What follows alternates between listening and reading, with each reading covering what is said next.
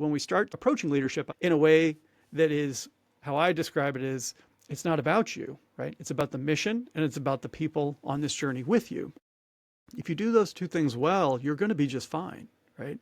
So a lot of times I say we have to have our own self-interest. Of course, we're not trying to be completely selfless. That's too far for most of us to go. But can we at least keep our self-interest in check a bit? And I'll bring it back to healthcare for a second.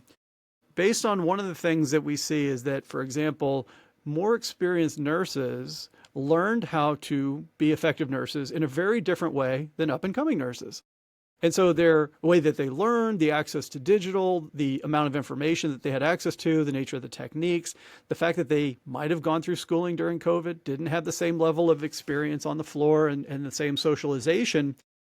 But what happens oftentimes when we take a me-oriented sort of view of this is that when I've gotten to a senior position, maybe I'm the CEO, maybe I'm a senior nurse, and I say, well, these young people coming up behind me need to do what I did. Well, that was 20 years ago.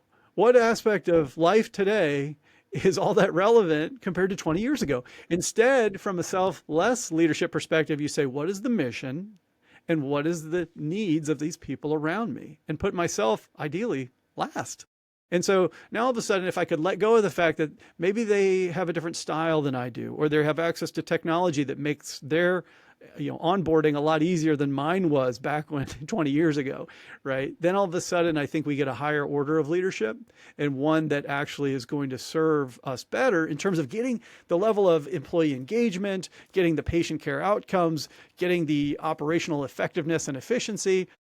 But when the me issues creep in, and all of a sudden I'm kind of put out because I'm like, oh, I had to work harder than that. They've got it so easy these days. Right. The more that seeps in, the more it actually sours everything.